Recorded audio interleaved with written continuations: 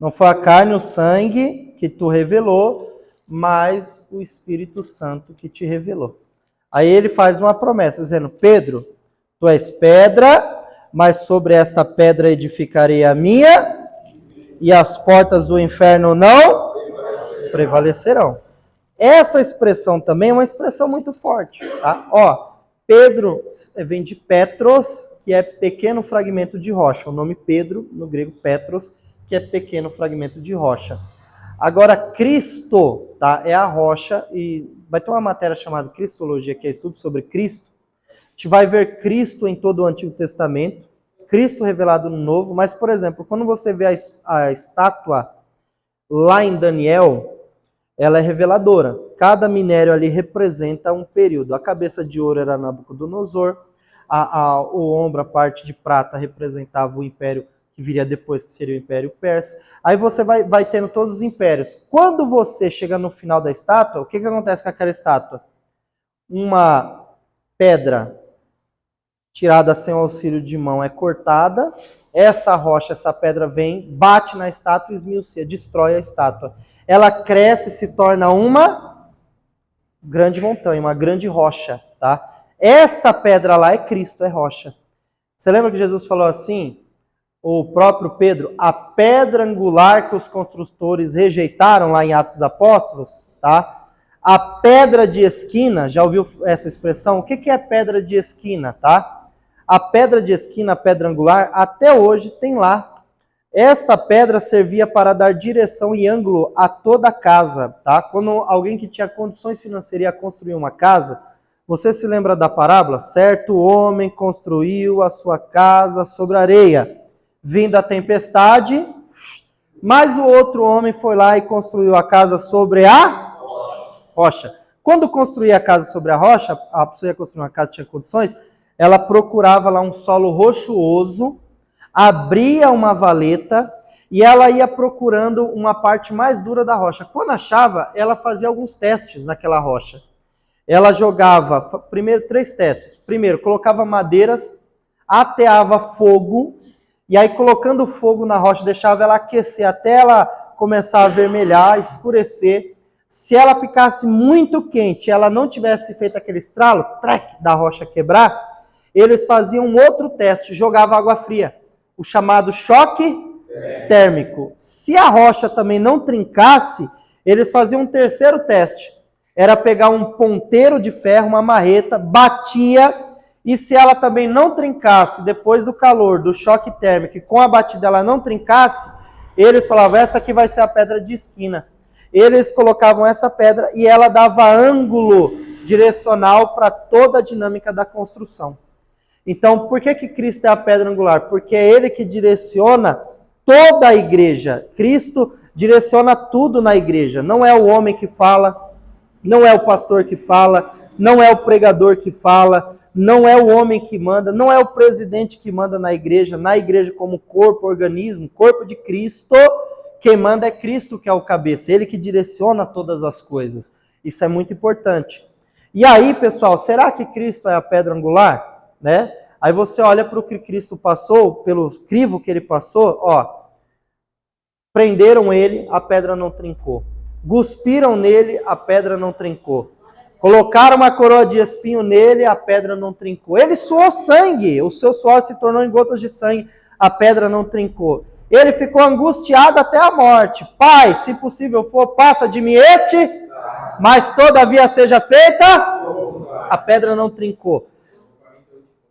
Levou chicotadas com a zorrague, a pedra não trincou. Subiu a via dolorosa, a pedra não trincou. Ele foi pregado no madeiro, a pedra não trincou. Ele disse, está consumado, mas a pedra não trincou. Sabe por quê? Ele escreve lá em Apocalipse, quando você lê o capítulo 3, ele diz, João escreve, eu sou, João 1, capítulo 1 também, quando ele escreve, no versículo 8, quando é as mensagens reveladoras que nós pregamos em campanha, ele diz, João, eu sou aquele que foi morto, mas estou vivo. Essa expressão foi morto ali no grego, significa que ele mesmo morto, ele estava vivo. Quer dizer assim, Jesus morreu, mas ele não estava morto. Olha que coisa tremenda. Só Jesus conseguiu fazer isso em história escrita. Ele morreu, mas ele estava vivo, não estava morto. Ele diz, eu sou aquele que foi morto, mas estou vivo. E ele ressuscitou ao terceiro dia, foi ascendido aos céus, e hoje está aqui, porque ele disse, onde houver 2 ou 3 reunidos, eu estarei convosco até a consumação dos séculos. Então ele é a pedra angular. Então assim, quando você olha para a rocha, Pedro é o pequeno fragmento, mas Cristo é a rocha eternal. Aí ele disse assim, Pedro, você é o fragmento de rocha, eu sou a verdadeira rocha, eu sou Cristo, mas sobre essa pedra, sobre esse fragmento, eu vou começar um grande projeto. E a minha igreja, ele fala assim, e as portas do inferno não prevalecerão contra ela. O projeto é a igreja. Olha só que expressão, ele diz assim, tu és o Cristo, o cristianismo aparece, quem vai servir a Cristo aparece ali. Aí Jesus, quando ele fala de Cristo, cristianismo, ele fala, já que Cristo sou eu, o cristianismo passa a nascer. Agora eu vou falar que vai existir uma igreja, essa promessa vai começar sobre você, só que as portas do inferno não prevalecerão contra ela. O que ele está dizendo? Ele está usando uma expressão de guerra.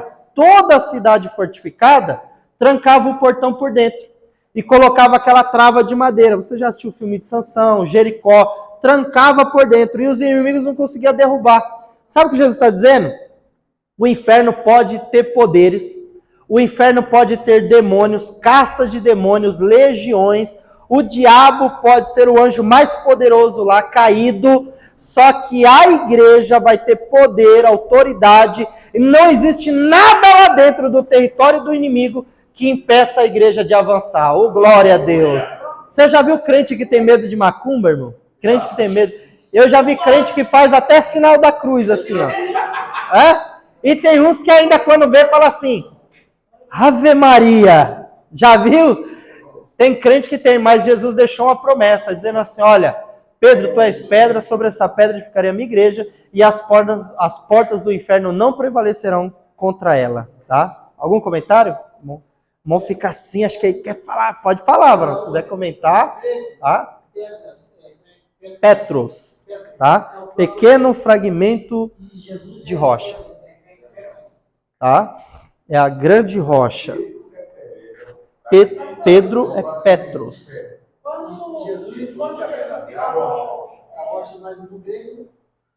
Petra. Petros é pequeno fragmento. Quando Jesus, só para mim poder entender, tá? Quando Jesus falou para Pedro, né, sobre essa pedra, ele estava falando para Pedro, e anteriormente ele tinha falado para Pedro, né, que a partir daquele momento, na pesca, ele não seria mais pescador de peixe. Mas pescadores de homens.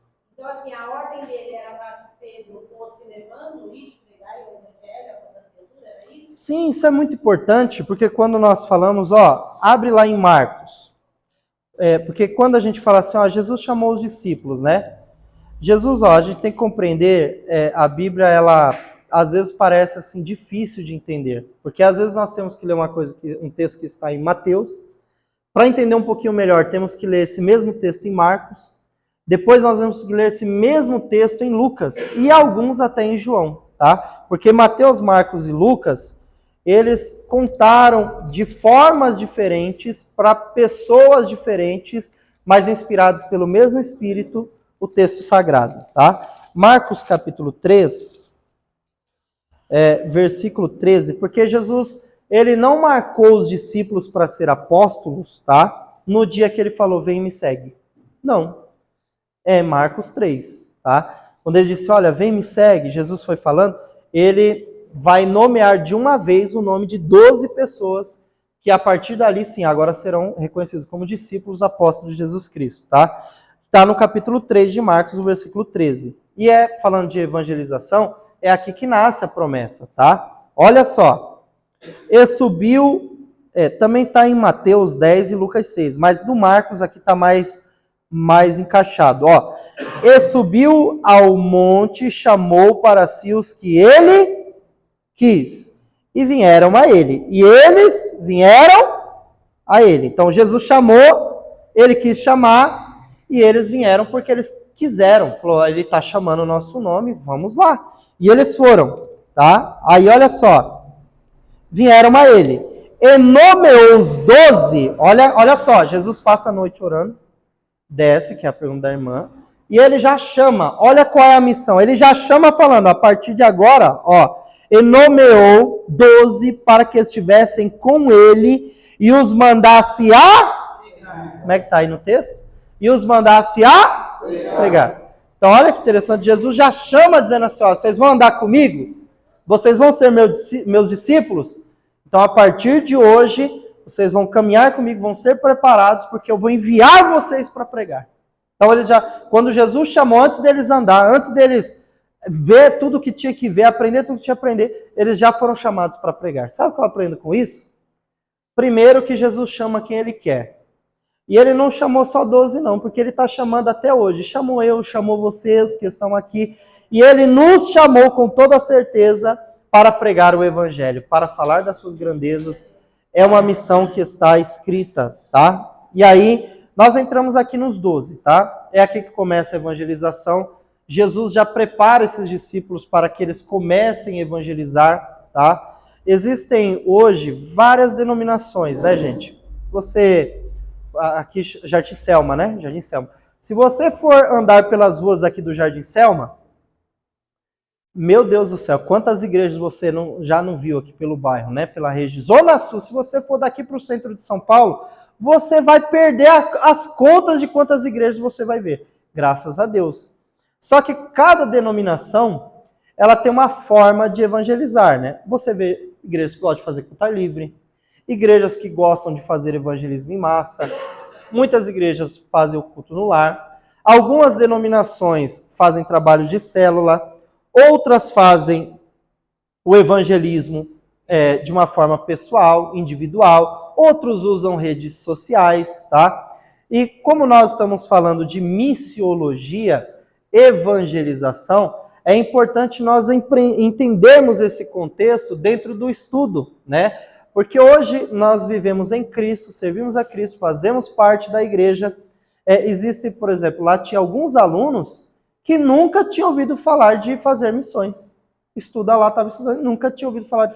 Falei, na sua congregação, não tem culto de missões? E disse, não tem, nunca vi, nunca fui num culto de missões. Existem pessoas hoje, por incrível que pareça, que nunca participaram de um culto de missões, né? Na igreja, aqui todo mundo congrega aqui ou são de denominações diferentes? O pastor eu sei que é de outra denominação, pastor, são denominações diferentes. Lá tem cultos de missões? Cultos de missões? Uma coisa só. Uma coisa só. Um povo só reunido que vai morar no céu. Então, são as denominações, tá? Então, mas existem pessoas que não sabem o que é obra missionária, tá? Agora, não tem. Então, mas aí faz missão, a ação social, evangelismo na madrugada. Então, mas tem os trabalhos, por exemplo, culto no lar. Oração no lar. Então você vê, essa é uma área muito importante dentro da igreja, tá? Aqui tem missão. Aqui é igual mundial, né? Culto todo dia. É igual Deus Amor Mundial.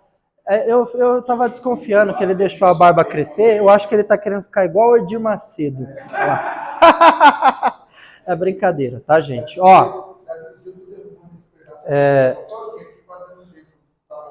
Pessoal, quando nós falamos de evangelização hoje, tá? É uma realidade do século XXI. Isso aí não é para as igrejas de pequeno, médio porte. Uma realidade para as igrejas de grande porte. As igrejas hoje, no geral, estão com dificuldades de ganhar almas para Jesus. Claro, aí se a gente formos fazer uma enquete, olha, o que leva a tudo isso? Aí você vai colocar uma lista, olha, os escândalos, né? Muito escândalo, talvez a falta de tempo, que tem sido um desafio para a obra evangelística no século XXI, porque antigamente os pastores, por exemplo, tinham mais dedicação, viviam, a igreja assalariava o pastor, mantia a família do pastor. Hoje não, o pastor tem que trabalhar. Se o pastor não trabalhar, a família vai passar fome. Tem os chamados aí pregadores itinerantes. Eu estou 10 anos pregando a palavra de Deus e Deus me supriu de uma forma extraordinária, mas eu nunca fiquei dependendo 100% da igreja, porque se depender 100%, não tivesse as chamadas portas de escape, eu tinha ficado escapado no chão mesmo, lascado. Porque a igreja também tem as suas necessidades. Hoje o pastor da igreja, ele tem que cuidar da família, trabalhar, pagar as contas, chegar correndo na igreja. Tem dias que o pastor Luiz chega cedo. Às vezes, se ele tiver que terminar um trabalho lá de porta, alguma coisa, ele vai ligar para a pastora Eliane e falar, se vira aí, moleque, eu vou chegar na metade do culto, mas eu vou chegar. E às vezes o trabalho faz, o trânsito, a correria, a distância. Então hoje a igreja vive uma realidade, as grandes, pequenas e médias igrejas, que é a realidade do desafio da evangelização, tá? E é neste desafio da evangelização que a obra missionária acaba aparecendo, tá? Por exemplo, aonde começou a obra evangelística por texto bíblico, pela palavra de Deus? Começou aonde? Qual região geográfica?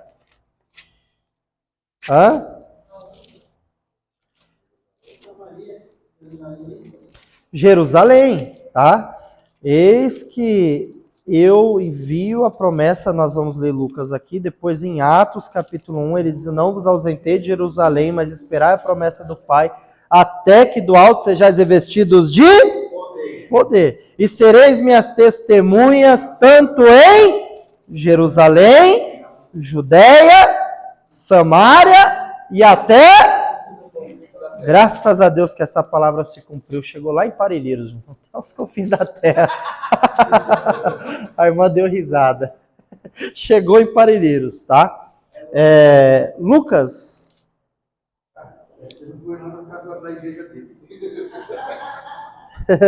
O pastor Luiz, a pastora Eliane foi lá pregar a palavra de Deus.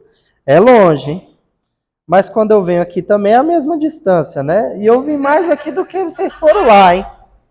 Peguei, né? Tá vendo aí? Então vamos lá, né? É o versículo 49, tá? Do 24 de Lucas. Eu falei o Lucas, mas não falei o capítulo, né? Capítulo 24, versículo 49. Olha só como termina o livro de Lucas, tá? Ó, vou ler aqui para nós ganharmos tempo, que eu já estou encerrando aqui, tá? E eis que sobre vós envio a promessa de meu Pai. Ficai, porém, na cidade de até que do alto sejais revestidos de poder. Tá? Olha que coisa tremenda. A palavra poder que aparece aí, literalmente, ela é dínamos, tá? Dínamos é algo explosivo, é poder mesmo, tá? É algo que explode, é algo fora do comum, tá? Então Jesus está dizendo, ó, vocês vão ficar em Jerusalém até receber a promessa do Pai. Vocês vão ser revestidos de poder, tá? E esse poder é o poder do Espírito Santo. Aí você lê lá Atos dos Apóstolos, eles estão reunidos, todos no mesmo lugar, de repente veio do céu como de um som veemente, impetuoso, encheu toda a casa, e foram vistas línguas repartidas como que de fogo, que repousou sobre cada um deles. Ali eles são marcados com o Espírito Santo. E olha que coisa tremenda, eu vou encerrar, tá? Hoje, já com essa fala aqui, entrando nesse assunto da evangelização. Então, assim, a igreja recebe uma promessa, tá? Nós temos que entender isso. A obra evangelística, a igreja, tudo que nós vamos fazer na presença de Deus, Cristo tem que ser o centro de tudo que nós vamos viver na presença de Deus, Cristo tem que ser o centro. É por isso que ele disse, eu sou o caminho, a verdade, ninguém vê ao Pai senão, então o único caminho é Cristo, é o centro de tudo, ele é a razão de nós estarmos aqui hoje. Então assim, começa com Cristo na nossa vida, a promessa vem, a promessa é ser igreja, nos tornamos como corpo de Cristo, a igreja ela é vista de duas formas sobre a face da terra, organização e organismo. Organização e...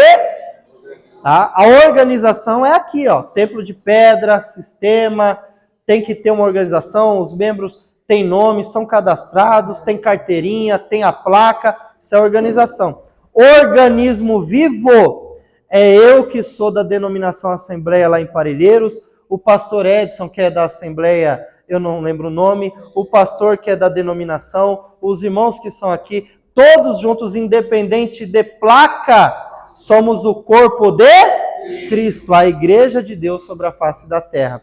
Sendo igreja, agora sim, vivemos em Cristo, como membros do corpo de Cristo, somos igreja e temos a promessa do Pai de sermos cheios do poder para poder evangelizar as nações. Então, isso começa em Jerusalém, começa onde nós servimos a Deus, recebemos um revestimento, temos que buscar o poder do Espírito Santo, temos que buscar esse revestimento do alto para que Cristo venha crescer através da nossa vida, da igreja, com salvação de almas. E isso vem através da evangelização. Existe uma forma de evangelismo muito simples, tão simples que hoje as pessoas menosprezam. Quem já entregou um panfleto para alguém aqui? Panfleto. Aí, ó. Não parece uma coisa assim? Às vezes você até para pensar, fala, puxa, entreguei o panfleto. Eu já entreguei panfleto e a pessoa amassou e jogou em mim. Falou, puxa vida, né? Mas a semente foi plantada. Eu sou fruto, tá, de um evangelismo, de panfleto. Fui trabalhar um dia, eu era afastado. Fui trabalhar aqui na região aqui. No dia eu estava vindo aqui, acho que era na Joaniza, que é São Jorge, a mão de baixo. Acho que foi na Joaniza mesmo. E eu peguei aquela perua do Shopping Interlagos, que vem para cá e passa pela Caziquian lá, a Yervante Caziquian. E aí, a que eu peguei, que descia lá na Sabará, para depois pegar aqui para Joaniza, a que estava indo para Sabará, o rapaz entrou ali dentro e micro-ônibus, vocês sabem como é, né? Micro-ônibus é aquele negócio apertado, que quando enche ali aquela região da Sabará, meu Deus do céu, até para descer 15 minutos. Espera aí que eu ainda estou descendo, o negócio é estreito. A irmã já deve trabalhar para aquele lado lá, tá até sorrindo. Então o negócio é estreito. E eu estava ali. De repente eu era novo convertido e Deus falou para mim ali numa situação, vou contar a minha conversão. Eu estava indo trabalhava no Jardim Primavera e eu estava indo trabalhar e tinha virado à noite usando cocaína, já contei até o testemunho aqui do meu testemunho. Enfim, o rapaz ali que também não era crente foi evangelizado por alguém que deu para ele um panfleto de evangelismo, aquele tipo de livretinho, e estava escrito assim, o Espírito Santo. E aquele rapaz, se leu, não sei, mas ele entrou no carro e colocou o panfleto na coxa dele. E eu ali, virado à noite, olhei para aquele panfleto, o Espírito Santo. E aquele negócio ficou o Espírito Santo, 7 anos eu estava afastado. E aquele negócio não saía até o ponto de eu me derramar na presença de Deus, subir, chorar, já contei meu testemunho aqui, e pedir para Deus uma segunda chance. Se Deus me desse uma segunda chance, eu ia na igreja. Isso aconteceu, eu fui para a igreja, aceitei Jesus e estou aqui hoje. Olha a glória a Deus, através de um panfleto. E um dia eu estava vindo para cá, eu estava misturando as histórias, estou tão acelerado aqui tentando correr por causa do horário. E um dia Deus fez eu fui salvo através de um trabalho desse, né? Deus me resgatou. Eu aceitei Jesus de verdade, eu era afastado, mas eu digo que eu aceitei Jesus de verdade através desse testemunho de um panfleto. Mas um dia eu estava vindo para cá trabalhar, era na região da Joaniza, e vim no sentido dessa perua, eu estava misturando as histórias, viu, mano? Tô ficando um gagá mesmo, né? A gente vai ficando velho, aí começa a ficar cabelo branco, o negócio é estreito. Aí eu vindo para cá, eu já tinha aceitado Jesus, mas era novo convertido, e aí entrou dentro da perua, entrou um rapaz, que era um pouco mais alto que eu, o braço dele parecia a minha coxa da perna, então penso, o rapaz era e ele estava com a caixinha ouvindo Racionais MCs. E e com os correntão, relógio, cheio de tatuagem, com radinho e tal. E ele, sei lá, eu nem lembro mais como é que... Aí ele encostou na porta e ficou lá e tal. E aí eu olhando, sentado ali, conseguia uma vaga para sentar, sentei. E aí Deus falou assim, olha, entrega um panfleto para ele. Eu era novo convertido. Eu falei assim, nossa, eu tô tão emocionado na presença de Deus, tô ouvindo até voz. Aí eu olhei, falei, não é de Deus não, isso não é coisa de Deus não. Aí ficou assim falando, sabe, olha, entrega um panfleto para ele. Aí eu olhei assim, ninguém tinha coragem nem de falar bom dia para aquele cara dentro da perua. Cara, né, tal. E Deus falando, entrega, eu falei, não, isso não é coisa de Deus não. Primeiro que eu não tenho panfleto. Aí Deus falou para mim assim, olha dentro da sua carteira. Não tinha dinheiro, né? Aí eu falei assim, quando eu abri, por incrível que pareça, nem eu sei como foi parar aquele. Tinha um panfleto todo dobrado lá, um quadradinho assim, dobrado. E eu falei, rapaz, não é que tem um panfleto aqui mesmo? Eu acho que é Deus que está falando comigo. Aí eu comecei a olhar e eu falei, meu Deus, eu não tenho coragem de entregar um panfleto para ele. Eu novo convertido, não estava nem entendendo que era Deus que estava falando comigo. Era do rapaz mesmo. Aí eu olhei para ele, o que eu quero dizer com isso? Evangelizar, tem pessoas que têm medo de evangelizar. E naquele dia ali foi a situação que eu estava. Fui salvo através de um trabalho desse. E depois aconteceu essa situação comigo, já um pouquinho mais pra frente, mas ainda novo convertido. E aí eu falei assim, aí eu elaborei um plano. Eu falei assim, olha, se quando eu for chegar lá na parte lá da Faquine, lá aquela parte de baixo da Joaniza ali, se até lá ele não tiver descido, eu entrego o panfleto. Aí eu fiquei assim, falei, ele vai descer, né? E o cara não descia. Meu Deus do céu. E eu falei, tá chegando o ponto, o cara não desce. E eu peguei o panfleto na mão e deu coragem. Aí eu falei assim, bom, vou esperar a porta abrir. Na hora que a porta abrir, eu falo para ele, Jesus te ama. Se ele achar ruim, eu saio na carreira. Não, das duas, uma. Aí, resumindo, chegou na hora, o rapaz não desceu, não teve jeito, eu apertei o sinal. Quando foi parando para abrir, eu olhei para ele, falei, moço! Quando eu falei moço, todo mundo da perua fez assim, ó. Aí eu olhei e falei, eita, meu Deus do céu. Aí eu falei para ele assim, moço, Jesus te ama. Já tô tremendo por dentro, né? Já mirando assim, né, a perna para correr. Jesus te ama. Você sabe o que ele fez? Olhou para mim assim, levantou a aba do boné, apertou o dedo na caixinha dele e falou assim, irmão, eu sou desviado. Não, quando ele fez isso, eu virei um valente. Aí eu virei um evangelista. Aí estufei. Falei, irmão, Deus tem uma obra na sua vida. Você vai ser um pregador da palavra. Deus está falando para você procurar uma igreja hoje. E falei ali, ó. Então, assim, o que eu aprendi com essa lição aí, falando hoje? Uma aula introdutória, né, gente, sobre esse tema missiologia, até porque os irmãos também não têm apostila para fazer o acompanhamento, mas, assim, o que eu quero dizer com isso? As pessoas estão esperando ser evangelizadas e muitas das vezes a igreja não se posiciona concernente a essa questão. Às vezes você passa na rua todos os dias diante de pessoas ali, e às vezes a pessoa está com a cara tão feia, você vai, essa pessoa deve estar de mau humor. Mas se você falar um simples bom dia, a pessoa sorri para você e fala bom dia. Não é assim? É verdade. Então, concernente à questão da salvação, eu vou contar uma situação que aconteceu. Tinha um irmão lá, isso aí foi um amigo meu que contou. Ele ia para a igreja e tal, e aí ele se deparou com uma situação que ele pegou como lição. Tinha um irmão da igreja dele, que morava no bairro, e o irmão participava da igreja e tudo, só que um dia eles foram fazer evangelismo.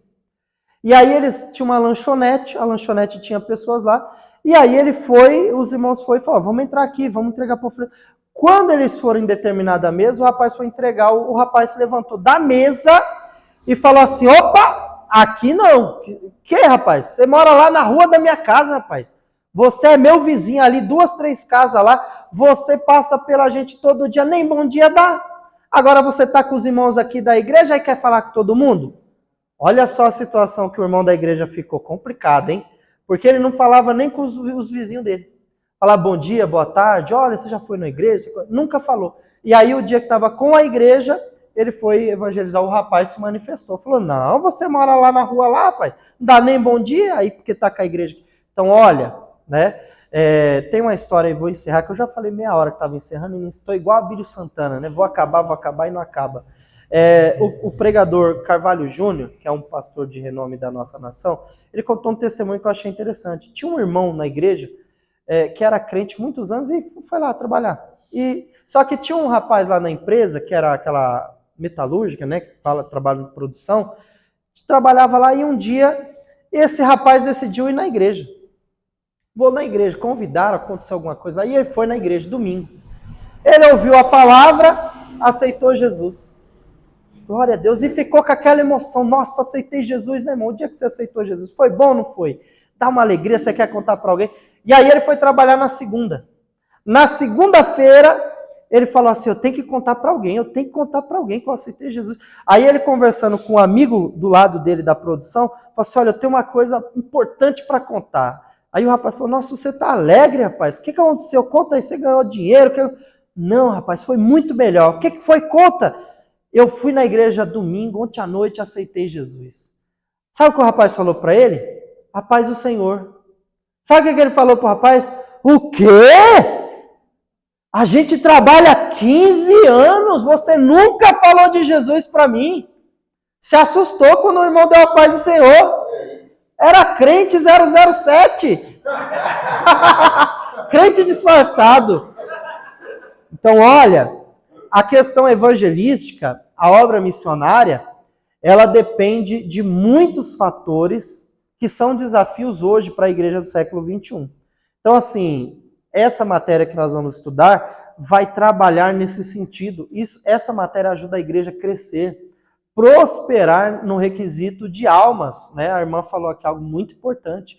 Vinde após mim que eu vos farei pescadores de almas. São seres humanos, pessoas que vão entrar na igreja. Quem quer estar numa igreja vazia? Ninguém. A igreja tem que crescer, é uma promessa, tá? E ela começa com Cristo sendo o centro de todas as coisas, ela com a promessa e ela sendo revelada